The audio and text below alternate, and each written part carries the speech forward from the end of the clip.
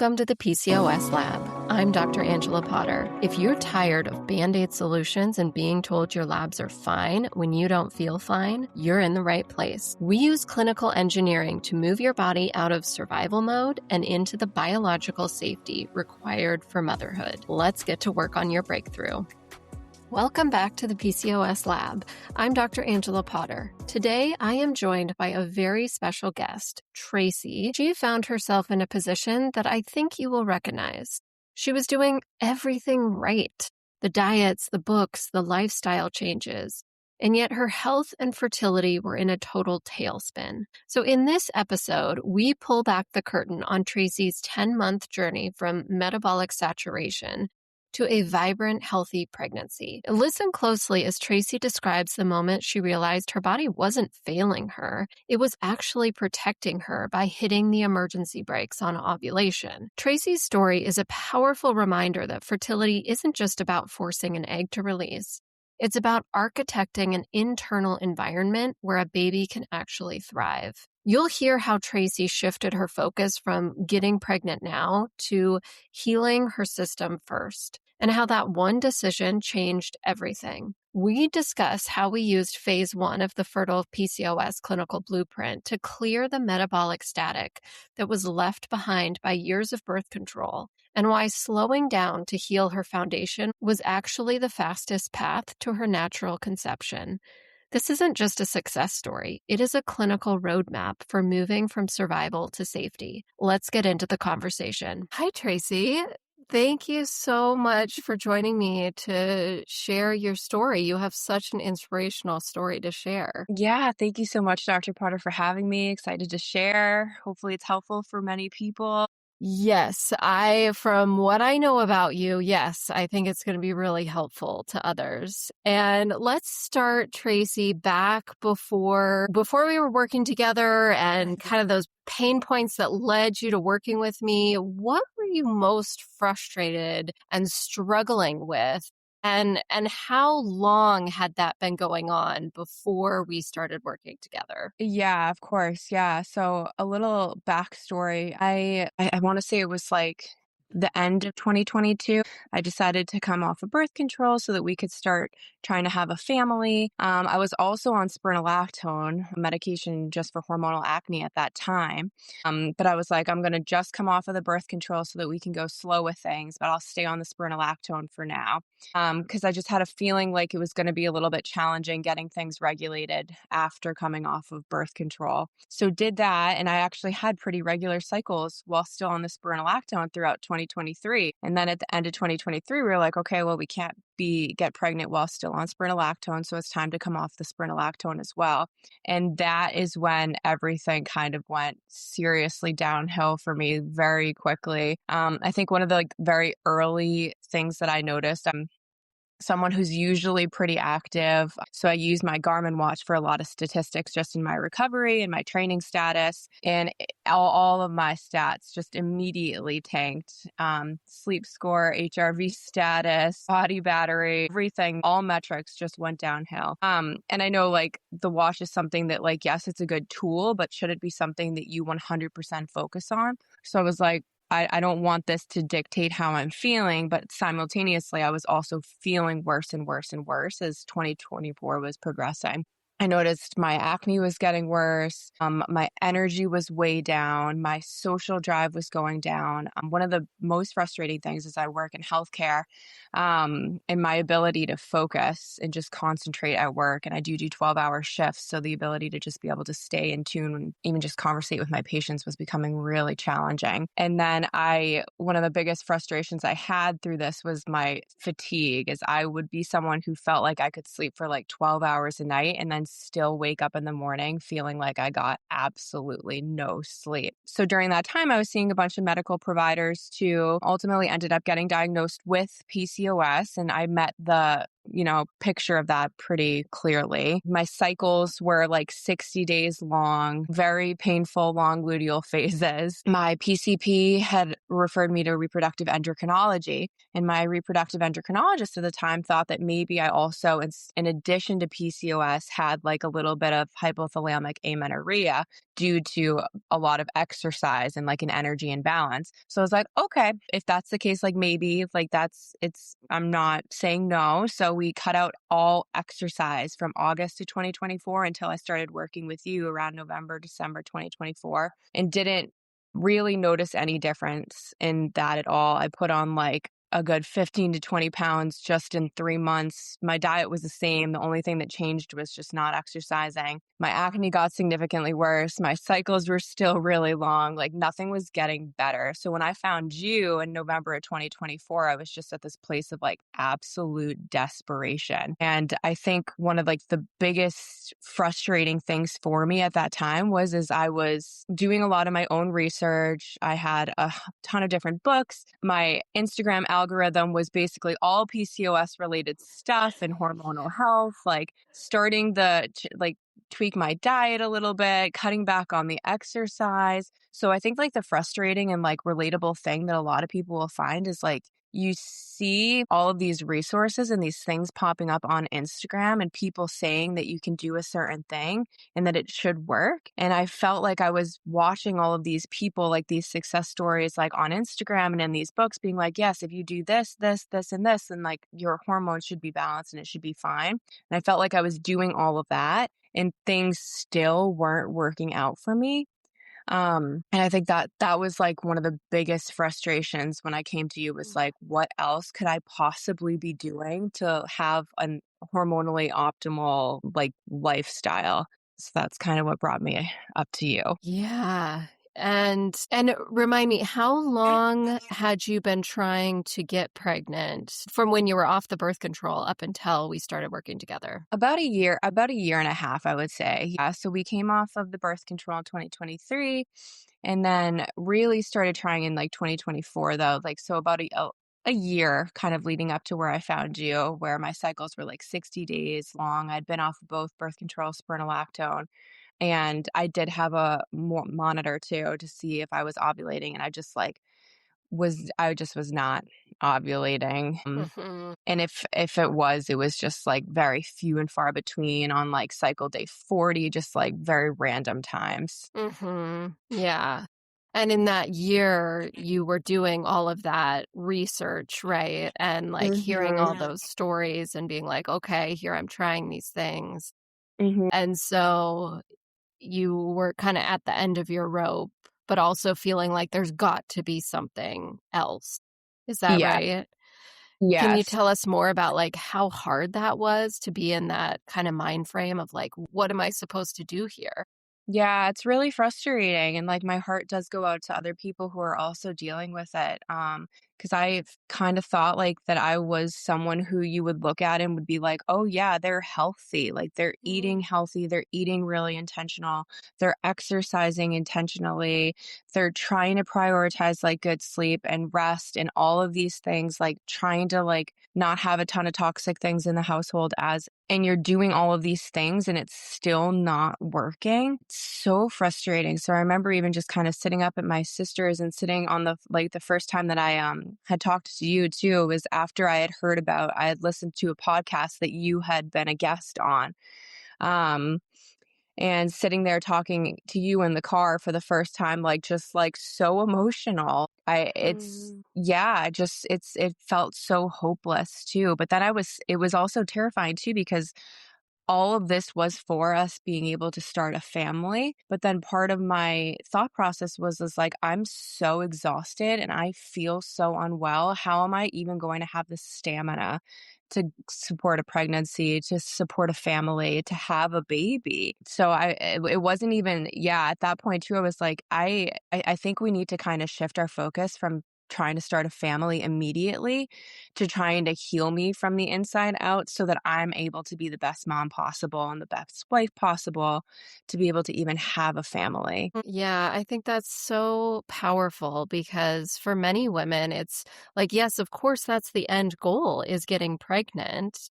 But when Yeah. you're in that space where you're exhausted, your cycles are all over the place, Mhm. you could barely do your regular daily activities. It's like, how is my body going to carry a baby? And how can I be energized to be the mom I want to be? Exactly, exactly. It's so true. Yeah, I just kind of found that like I wasn't going to be able to do both. And I'm as a healthcare provider myself too, and like just kind of watching family members and other people go through their own challenges is like I really do believe that in order like to care for someone else in a good capacity is like you really need to be able to take care of yourself first. And that was something where, yeah, I like taking the time. I know it delayed like us getting pregnant a little bit, but it was so worth it. Like looking back on it, I'm so grateful that we just took the time to do the healing rather than just trying to force a pregnancy immediately. And we are reproductive endocrinologists. We did go through all the pre-testing to go through IVF. And if we had to go that route, we were open to going that route. But again, like I think like doing the healing first and then being able to naturally conceive is just such a blessing for us. Yeah, which was so cool to watch all of this unfold for you while you were working with me. And Mhm. so there you were, in that mental space of like, I want to heal my body, but I'm just finding all this information online that's not really helping me. And Yeah. so then you started working with me. Can you share kind of what that process was like for you and what changed for you during that process? Yeah, yeah, absolutely. So I think one thing too, and I've seen this kind of in my own practice as well, is like when you're committing to a healing journey or you're choosing to start a healing journey is like the provider. So you in this sense, like you can tell us what to do, but then it's really on us to be like, yes, like I am fully committing to this and like being all in. And I think that's just something that I would encourage everyone else who's listening to this to do too is like, I know it's a lot of work and it's a lot of commitment and sacrifice to like really put intentional time into healing your body and healing yourself, but it's just so, so worth it. And it really does take like your 100% like all in type of effort. So for me, when we started, it was November of last year and it was right before Thanksgiving. And the first recommendation really was to get kickstarted on this 21-day detox. And that was just a little elimination diet and then a whole lot of like different nutritional support in various different ways. And it entailed pretty much missing out on a lot of the good things of Thanksgiving dinner. But at that point too, like when you're in that place of just kind of desperation and needing healing, I was like, it doesn't even matter. Like, let's just do this thing. And we committed to it. And like for 21 days, I did exactly what you recommended. And I remember getting my period literally like 5 days into the detox out of 21 days. So it really did work so fast. It was remarkable. And it's just funny because like it's things that like at first I was like, oh, this is sure, let's just do it. Like it seems kind of silly. Like I don't know how much of a difference this is going to make, especially because my diet's already pretty good. But it's funny, sometimes your body just needs something so small, just like a tiny little tweak that has like a huge impact. So that's kind of where we started. We started with the detox. And then I really liked the approach that we took over the next few months is like each time that we met, we just small incremental shifts. So nothing that was going to be overwhelming or not sustainable.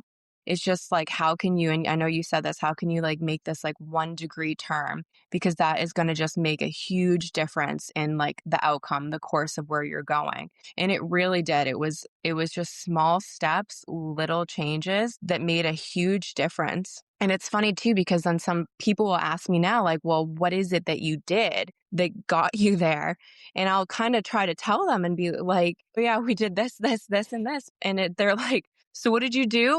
And it seems so silly, and that's where I think it's like kind of funny because like the body is so individual and unique that like what worked for me might not necessarily work for the next person, but it's just kind of finding that balance and like what it is that's kind of puts you over the edge so that you can like just slowly make small changes and see what's working. Yeah, and you in particular Mhm. having your provider really focusing on HA Yeah. before, right? And you weren't seeing any changes with the treatment that you were doing as far as, stopping your exercise. You actually weren't you were going the other direction. Like you weren't feeling good at Yes. all. Yeah. And then to then get really specific about what your body needed for your hormones and to get Yeah. your ovulation on board. How did that feel for you? Yeah, yeah. So exercise has always been something that's just been such a huge part of my life. I've gone through like my marathoning season, I've gone through like a CrossFitting season and always training for something. And I always felt that like I've never been someone who's intentionally restricted food either. So I'd be like, well, this is kind of interesting if it was like a hypothalamic HA type of picture. But also at the same time, like I'm open to trying anything. Like maybe my body just did need like a little less intensity on the exercise and a little bit more calories. But I felt like we were going in the wrong direction. And it was really anxiety provoking just seeing like myself getting worse despite giving up exercise, which is something that I love that really is such a huge stress relief for me. So in terms of like physical health was really just not good last year. And then mental health on top of that was just also just really not good. Just like trying so many things, not exercising, and then still not seeing the progress. But I have a lot of respect for like the team that did work with me last year, the medical providers as well, because I feel like there's just so much that we don't know about these type of conditions still. And there's still so much to learn. So if it did come down to, eliminating exercise for me, I was willing to do it. But I did find kind of as I started working with you, and I know that we were cautious too as we ramped up my exercise as well. We didn't do anything too crazy. And I went really, really, really slow and steady getting back into exercise this year. And I was very, very in tune with my body. And if it seemed like something was off or if it was derailing my progress that we had worked so hard to achieve, then I would have backed off. And then fortunately for me, I didn't have to. Like I continued to just slowly ramp it up over the course of the year till finding kind of that sweet spot. I didn't do anything crazy this year. There was no marathon running. Like there's nothing crazy. It was just finding my body's balance of where I needed to be, in terms of like feeling good hormonally and like not overdoing it. Yeah, thank you for sharing that. Yeah. And so, what are all the things that you noticed have changed while you were working with me? A lot of things. Yeah. So one is my skin. That was a big frustration for me. Definitely improved significantly over just the few months that we were working together. My energy levels improved and it wasn't perfect, but it was so much more it was way better than it was. And my ability to focus and concentrate, like the brain fog was gone. Like I felt like work was less painful and I just like it was really, really frustrating for me just being at work and feeling as if I was just in survival mode all the time. Cause I think like, yeah, in healthcare, it's such an opportunity to help other people. But kind of like I said, like I just wasn't able to help anyone when I really just couldn't even help myself at that point. So it was so huge having that brain fog lift and being able to focus and concentrate at work again. I was sleeping better, which was also huge at the end of it. My social capacity increased a little bit. And that was something that did take some sacrifice, though. Our lives prior to, 2024 were just like everybody's these days, so busy. Work, travel, family. We're pretty involved in our church. We're just trying to do a million things all the time. And then my training schedule as well. So I would be burning the candle really hard on both ends, like getting up early and then going to bed like later, trying to keep up with all these social commitments. So I did like it took a lot of saying no to certain plans or saying no to training. It just couldn't do both. And finding that balance. And then when I did say yes, like making sure that it was like 100% yes, we're doing this. So yeah, I think those were really the biggest improvements that I saw. And then just I realized too when I was kind of in the worst of the hormonal imbalances is that plans were a chore for me. So we would have like a dinner on the book with friends and I'd be like, oh no, we have to do this dinner. And it was just, I'm like, this shouldn't be like this. I want to be Mm. excited for the plants that we have. So it was really nice after we were done working together to have the plans that we had made. And I was excited about them. Like, yay, we get to go to dinner. Like, we get to do all of these things with friends. So it really was, it was a huge shift. Yeah, that must have felt really good in your body Yeah. to be like, okay, I'm actually having the energy to be able to do my work and then have fun with friends. Yeah, it was. Yeah. And it was really what we needed to do too was also just like kind of keep people in our corner that were really supportive of where we were at in the Mhm. journey that I was going on. So a lot of the people that are close to us too, I'd be like, we're going to go to dinner, but we're going to go to dinner early so that I can be home and in bed by like 9:30. That's the sweet spot for my body. And the people that kind of like were behind us and know what we were going through were so supportive of that too. Oh, So it was a lot that's of boundaries. I love that for you and that you have this community that's really supportive of that as well. Yeah, so important. It really is so important. And so what were you noticing with your hormones and your cycles? Yeah, we did some lab testing together, and realized like certain areas where I was a little deficient that we could tweak. My estrogen was pretty low at that time. I think some of my other labs were okay, but over the course of like working with you, I was still continuing to use my hormone tracker, my needle monitor, and noticed that my hormone levels, like I was actually seeing in the follicular phase, like that slow rise in estrogen to getting the LH surge and then having that estrogen progesterone spike in the second part of the cycle. My cycles were like 32, 33 days opposed to 60. So we cut it in half. And that started very early on. Like, I mean, 5 days into us working with us, I got that first period. And then had like 32, 33-day cycles pretty consistently thereafter. I think I had one weird cycle last spring where I was like, ooh, I hope this is just a fluke. And it was. It was pretty consistent thereafter. It was crazy. Yeah. And I could tell too. I could tell just, I mean, I know there's a lot of different ways that you can kind of see where you are in your own in your cycle just on tracking your body signs and symptoms, and I was able to be like, yes, my monitor is saying that my I'm ovulating right now, and I'm definitely ovulating right now. I can see all the signs of ovulation. So that was really cool. And we in terms of just kind of like the journey up to getting pregnant too, I wanted to see at that point I was really committed and fired up about the healing process and like seeing the changes and seeing the changes on my monitor. Like I'm definitely a science person. So being able to like feel the changes and see them happening was super exciting for me. So for the first half of this year, like really January to June, we were like, let's just ride this healing wave. And I think that took a lot of stress off of both my husband and I too.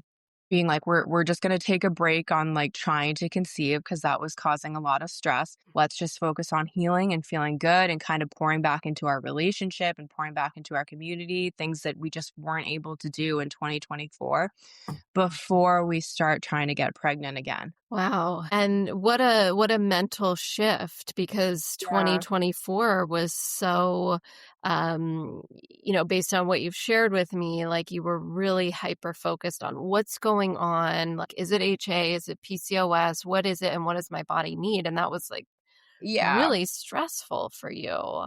Yeah. Yep. Yeah. And so we were working together starting in November, and then Mhm. you were seeing your cycles regulate, and then you were Mhm. kind of like just letting you were focused on the healing process and letting go a little bit on the timeline and things that you had been holding on to. Yep. And then so then how many months was that before you were able to get pregnant? 7 or 8. Yeah, about 8 months or so. So we did the detox pretty immediately, and then we took another good, like, 6 or so months of just continuing to optimize healing and working with you, making those just small changes, figuring out kind of my individual body's needs for exercise and rest, and figuring out kind of my circadian rhythm and how to optimize my sleep a little bit more, and just balancing those social plans too and work. It was in July that we had really intentionally tried for a baby again. And that was all it took. It took 1 month of actually really trying, which is just so shocking because we had a trip to Spain planned in August that we were both super pumped about for this year. And we were like, no, but we're going to start trying in July because it'll probably take a little bit of time. It did not take a lot of time. We did. We got pregnant that first month that we really tried. And that was just such a blessing. So we still went to Spain. I was in the first trimester and it was a little bit painful, but it was so worth it. Wow, what a way to celebrate. I know. I know. Yeah. Yeah.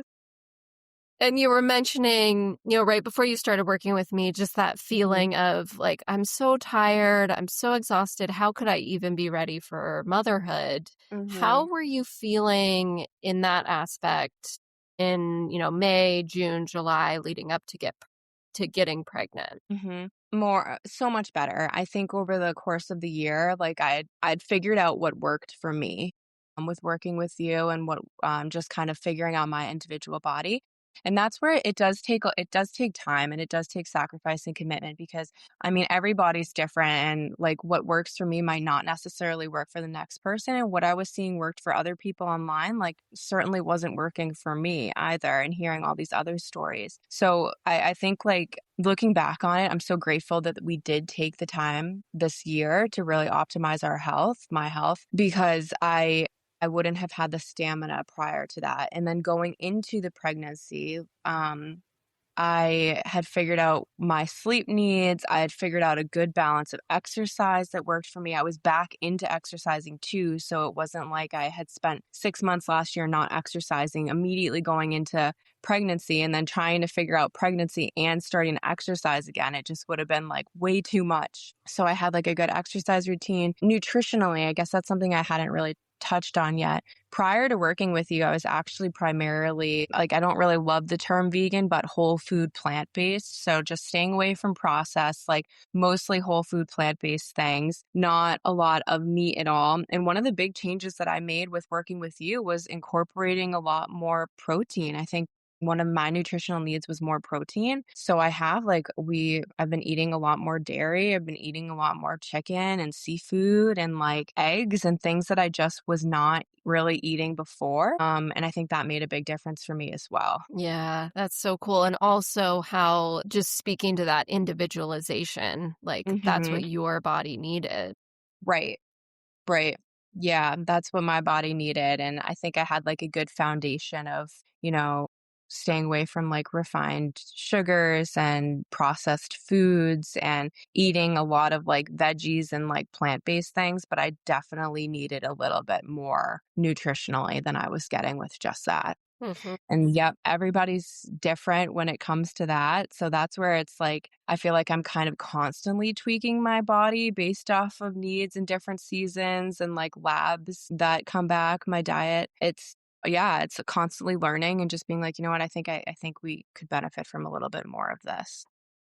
Yeah, and how cool that that was one of those missing pieces, like that Mm. puzzle piece that before you're like, but I'm eating really well. I'm not eating anything Right. refined and Right. eating lots of vegetables. Like I must be perfect. But no, there was something that your body needed that we figured out for you. Yeah. Yeah, absolutely. Yeah, and it's something that I wouldn't have guessed too. I would have been like, "No, my diet's perfect."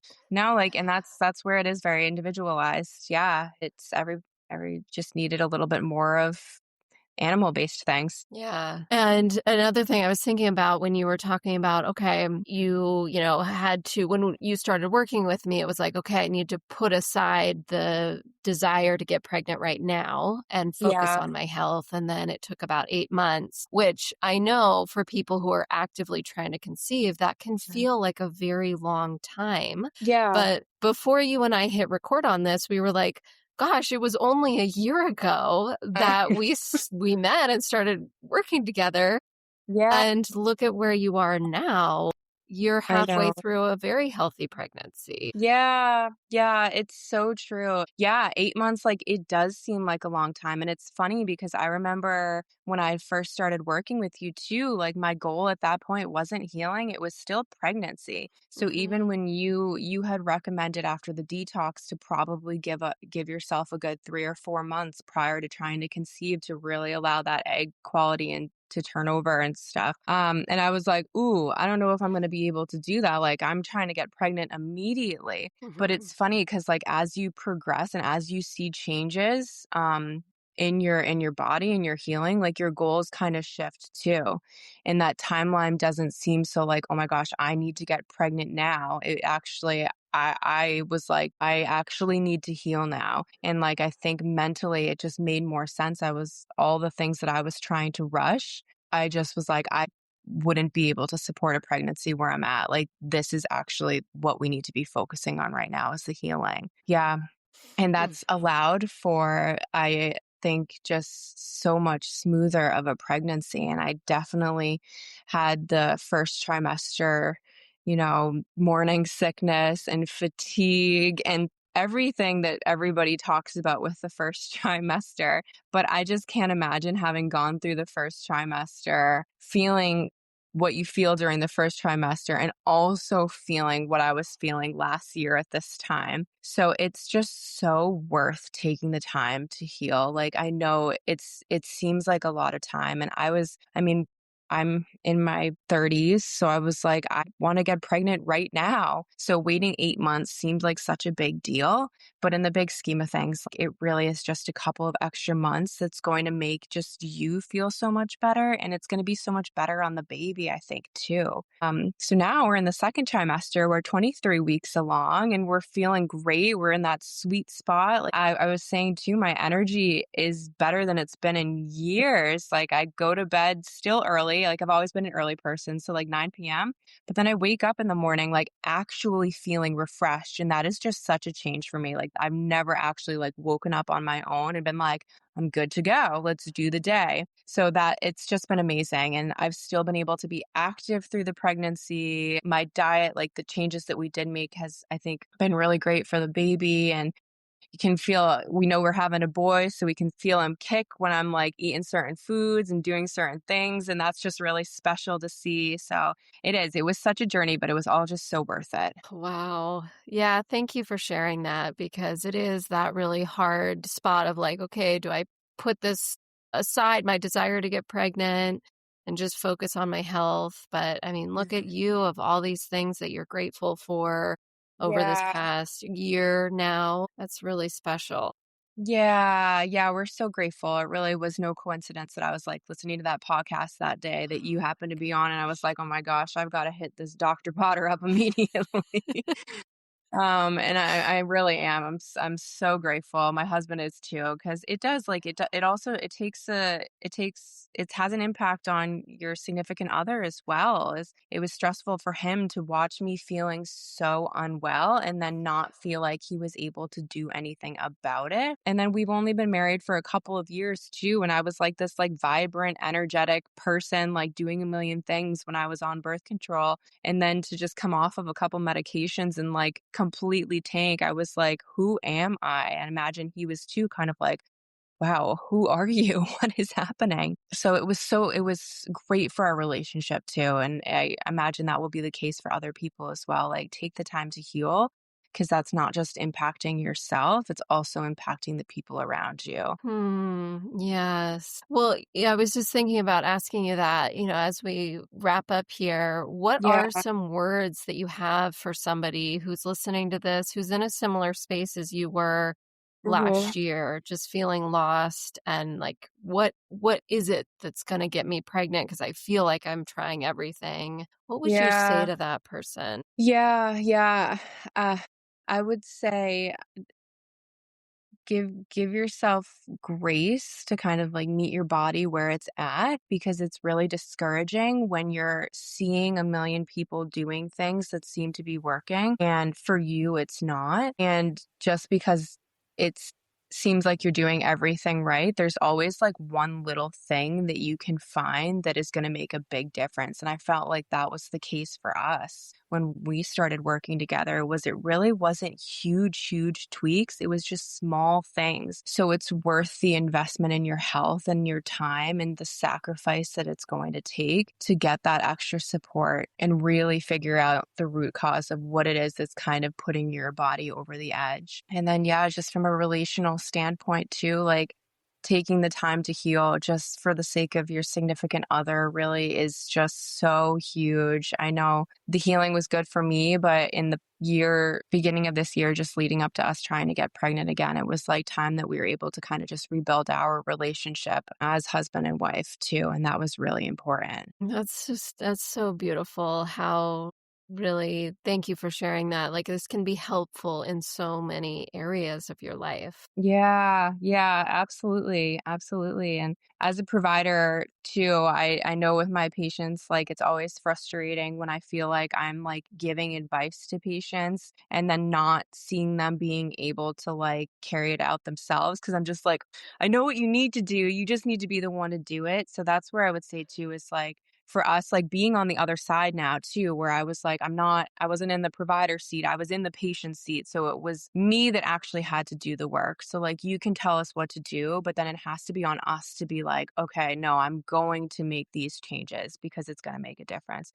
So, I would just encourage everyone who's listening to this too to like say yes and then 100% commit. It's like we've got to be the one to actually implement the change. Yeah, and here you are with the results. I mean, yes, you're pregnant, but you're also feeling really good in your Yeah. body and you feel healthy. Yes, yes, yes. It does work. It really does. So worth it. Well, Tracy, congratulations. I'm so happy for you. And it's really been such an honor to be on this journey with you over this past year. Yeah. Thank you so much, Dr. Potter. We're so grateful. What I love most about Tracy's story is how clearly it illustrates that ovulation is a secondary signal. Her body didn't start cooperating until we addressed the internal combat that was draining her system. If you heard yourself in Tracy's frustration, doing all the right things but seeing your health metrics tank, I want you to remember her day 5 breakthrough. That wasn't luck. It was the result of clearing the metabolic static so her brain could finally send a signal of safety. Tracy moved from a place of absolute desperation to a vibrant, healthy pregnancy by following the architecture. And if you're ready to stop guessing and start building that same foundation for your own fertility journey, I'm here to help you architect that path. Thank you for spending this time with me today. If you're tired of the guesswork and ready for a clinical blueprint, it's time to stop researching and start signaling safety to your system. Head over to drangelapotter.com/start to take my PCOS ovulation assessment. In just 2 minutes, you'll identify what's triggering your fertility emergency brakes and get a clear roadmap for your next steps. And if you're ready for a deeper dive, you can book a private PCOS fertility audit right there on the same page. I'm Dr. Angela Potter. Your body is capable, your biology is brilliant, and your future is waiting. I'll see you in the next episode.